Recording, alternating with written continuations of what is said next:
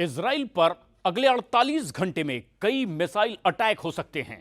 दरअसल यमन के हूथी विद्रोहियों ने इसका टेस्ट रविवार की सुबह कर लिया है और अब अगला एक हफ्ता इजराइल के लिए बहुत ज्यादा खतरनाक होने जा रहा है। हूथी विद्रोहियों को पता चल चुका है कि उसकी मिसाइल को ट्रैक करने में इजराइल का मिसाइल डिफेंस सिस्टम पूरी तरह से फेल हो चुका है।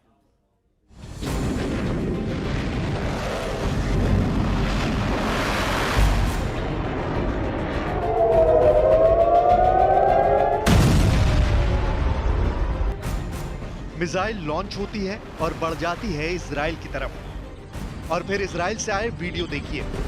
इन तस्वीरों में इजराइल का खौफ है, इजराइल डरा हुआ है। ये सायरन की आवाज नहीं, लग रहा है कि इजराइल में जैसे कोई चिल्ला रहा हो, बचाओ बचाओ। क्योंकि इजराइल पर हुआ है एक ऐसा हमला जिसने इजराइल की तमाम सुरक्षा की गारंटी को फेल साबित कर दिया है।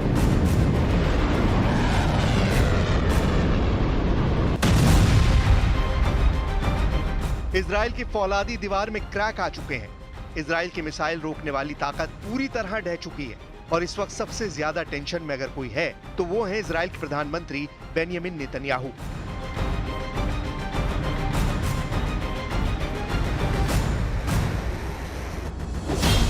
क्योंकि यमन से हुए हमले पर इजराइल का मिसाइल डिफेंस 100% फेल हो गया। इजराइल को बचाने वाला अमेरिका इस हमले को नहीं रोक पाया। इससे पहले इजराइल की तरफ जाने वाले ड्रोन और मिसाइलों को गिराने वाले 3 अरब देश सऊदी अरब, जॉर्डन और मिस्र भी पूरी तरह फेल हो गए। इजराइल पर यमन की तरफ से हुए मिसाइल हमले के बाद की तस्वीरें देखिए। रविवार तड़के 6:30 बजे इजराइल में सायरन बजने लगे और फिर सड़कों और हाईवे पर ये हाल देखा गया। लोग बचने के लिए ऐसे छुप रहे थे। तेल अवीव से लेकर मोदीन शहर, ये 40 किलोमीटर का दायरा ऐसा था जहां इजराइल के मिसाइल डिफेंस सिस्टम ने इंपैक्ट पॉइंट का अंदाजा लगाया। इंपैक्ट पॉइंट यानी वो जगह जहां मिसाइल गिरने की संभावना थी। और फिर मिसाइल गिरी कफार डैनियल में। ये जगह इजराइल के बेन गुरियन इंटरनेशनल एयरपोर्ट से 10 किलोमीटर दूर है। नफ़ज़त अल-क़ुव्वत अस-सारुखिया फ़िल क़ुव्वत अल-मुसल्लहत अल-यमनिया बिअौन अल्लाह तआला अमलियतन अस्करियतन नौइया استهدفت من خلالها هدفا عسكريا للعدو الإسرائيلي في منطقة يافا في فلسطين المحتلة وقد نفذت العملية।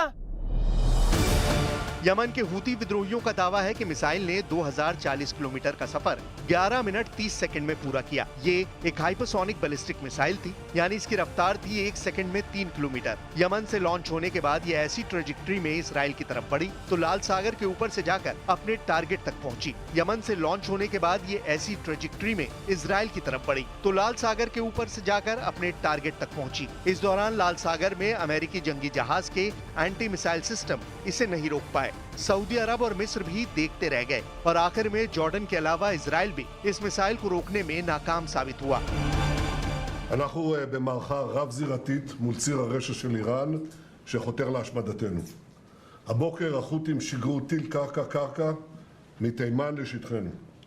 הם כבר היו צריכים לדעת שאנחנו גובים מחיר כבד על כל ניסיון לפגוע בנו.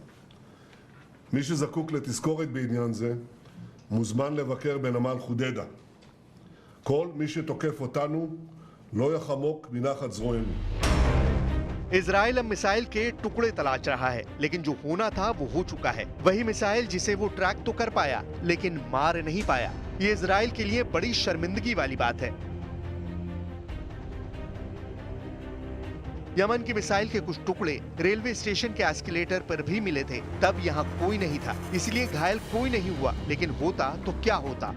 इसीलिए कहा जा रहा है कि इजराइल को अब अपने एयर डिफेंस की मरम्मत करने की जरूरत है, क्योंकि वो यमन के हमले में पूरी तरह एक्सपोज हो गया है। रिपोर्ट है कि इजराइल ने यमन की बैलिस्टिक मिसाइल को रोकने के लिए 20 एयर डिफेंस मिसाइल दागी। आसमान में धुएं की ये सफेद लकीरें इजराइल की नाकामी साबित कर रही हैं। इजराइल के सिक्योरिटी एक्सपर्ट योसी मेलमन ने कहा है कि यमन की मिसाइल ने इजराइल के पूरे एयर डिफेंस को भेद डाला। इस हमले में इजराइल का arrow missile defence system fail हो गया। इस हमले में इजराइल का डेविड स्लिंग सिस्टम फेल हो गया। इस हमले में इजराइल का वर्ल्ड फेमस आयरन डोम भी फेल साबित हुआ है। इजराइल ने जिस दीवार को अपनी सबसे बड़ी ताकत बनाया, जो दीवार उसने अपने आसमान के चारों तरफ तैयार की थी, उसे यमन की एक मिसाइल ने चकनाचूर कर दिया है। यमन का दावा है कि उसने ऐसी जगह को टारगेट बनाया जिसकी वजह से करीब 25 लाख इजरायली लोगों को शेल्टर में फौरन भागने की जरूरत पड़ी। إن هذه العملية تأتي في إطار المرحلة الخامسة وجاءت تتويجا لجهود أبطال القوة الصاروخية الذين بذلوا جهودا جبارة في تطوير التقنية الصاروخية حتى تستجيب لمتطلبات المعركة وتحدياتها مع العدو الصهيوني وتنجح في الوصول إلى أهدافها। ऐसे कई मिसाइल हैं जिन्हें यमन के हूती विद्रोही अपनी परेड में दिखाते रहे हैं।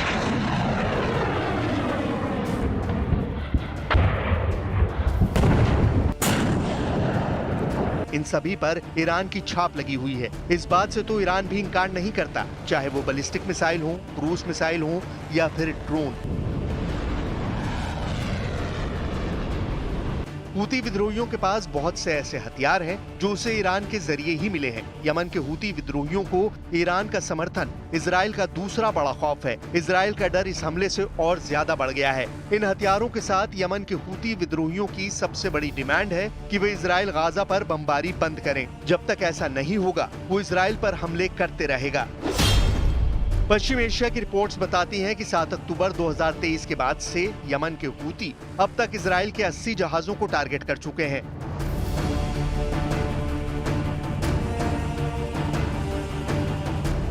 यमन के हमले ने युद्ध के दायरे को 10 गुना बढ़ा दिया है। पश्चिम एशिया से अमेरिका की जमीन तक इस हमले की धमक सुनाई दे रही है। सबसे बड़े खतरे की घंटी अब संयुक्त राष्ट्र में भी लगातार बज रही है। To Gaza as the war continues to inflict unspeakable suffering on hundreds of thousands and has extended its destabilizing effects across the broader region. These destabilizing effects, Mr. President, have also affected Yemen negatively. Ansar Allah has continued attacks on vessels in the Red Sea, threatening regional stability and international maritime security.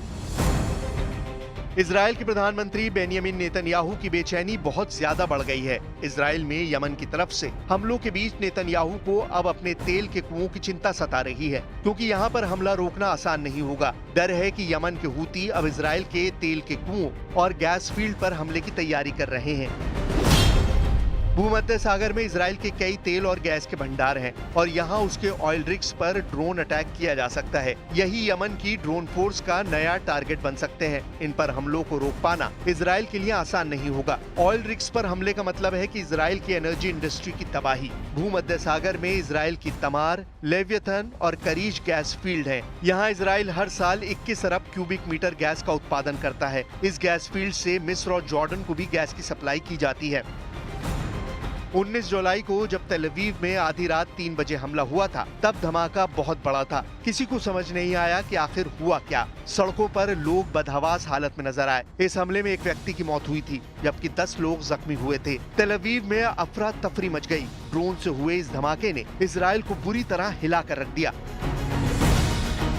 लोग सड़कों पर निकल आए, siren बजने लगे। आखिर Israel की राजधानी में दुश्मन का याफा नाम का ड्रोन कैसे घुस गया? कैसे इजराइल का सबसे मजबूत किला आग के शोलों से चकनाचूर हो गया? याफा ड्रोन के बारे में कहा जा रहा है कि ये ईरान से मिले ड्रोन की नकल है। इसका असली नाम समद 3 है। इस ड्रोन की रेंज 2000 किलोमीटर है। अब इस ड्रोन का रूट देखिए, जिसने इजराइल को चौंका दिया। ये ड्रोन लाल सागर के ऊपर से होते हुए स्वेज नहर के ऊपर से गुजरा। नीचे अमेरिका के बड़े बड़े वॉरशिप देखते रह गए। कोई इस ड्रोन को ट्रैक नहीं कर पाया। इसके बाद ये ड्रोन भूमध्य सागर की तरफ से इजराइल में घुसा। इजराइल के बड़े बड़े रडार इस ड्रोन को नहीं ट्रैक कर पाए और फिर तेल अवीव में इस ड्रोन ने अपने टारगेट पर बड़ा धमाका किया। 2000 किलोमीटर की रेंज वाले ड्रोन का मतलब है कि यमन के हूती विद्रोही इजराइल को आसानी से निशाना बना सकते हैं, चाहे वो उसके शहरी इलाके हों, चाहे वो उसके ऑयल रिग्स हों या फिर इजराइल के बंदरगाह। इजराइल पर हमास के हमले के 11 महीने पूरे हो चुके हैं। गाजा पर इजराइल के ऑपरेशन के भी 11 महीने पूरे हो गए हैं। 11 महीनों की तबाही का दौर ऐसा चला है कि युद्ध का एपिसेंटर अब गाजा से निकलकर इजराइल और लेबनान बॉर्डर के साथ साथ यमन और लाल सागर में पहुंच गया है। מי שזקוק לתזכורת בעניין זה, מוזמן לבקר בנמל חודדה. כל מי שתוקף אותנו לא יחמוק מנחת זרוענו. החמאס כבר לומד זאת בפעולתנו הנחושה, שתביא להשמדתו ולשחרור כל חטופינו.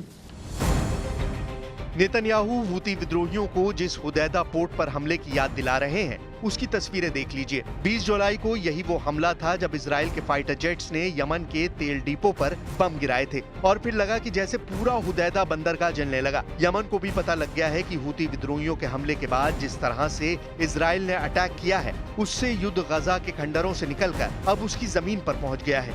على العدو الإسرائيلي أن يتوقع المزيد من الضربات والعمليات النوعية القادمة، ونحن على أعتاب الذكرى الأولى لعملية 7 من أكتوبر المباركة، منها الرد على عدوانه الإجرامي على مدينة الحديدة ومواصلة عمليات الإسناد للشعب الفلسطيني المظلوم। इसमें कोई शक नहीं है कि यमन का गुस्सा 7वें आसमान पर है और यमन की पब्लिक इस गुस्से का इजहार भी कर रही है। गजा को लेकर फैले आक्रोश में अब यमन सीधा इजराइल के खिलाफ युद्ध शुरू कर चुका है। इससे पहले हूती विद्रोहियों ने इजराइल पर ड्रोन और क्रूज मिसाइल से कई हमले किए, लेकिन 15 सितंबर का हमला ज्यादा खतरनाक है। इसमें यमन की बैलिस्टिक मिसाइल ने इजराइल के एयर डिफेंस को चीर डाला है और अब इजराइल महसूस कर रहा है कि उसकी सबसे बड़ी ताकत खत्म होती जा रही है। इजराइल के एयर और मिसाइल डिफेंस नेटवर्क नाकाम साबित हो रहे हैं। खतरा अब इजराइल के तेल के कुओं पर मंडराने लगा है।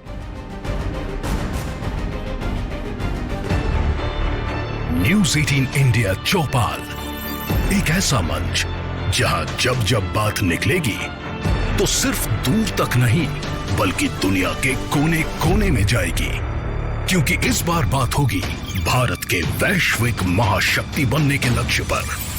सरकार, समाज, सेलिब्रिटी और स्पोर्ट्स स्टार्स के साथ न्यूज़ 18 इंडिया चौपाल देखिए सिर्फ न्यूज़ 18 इंडिया पर।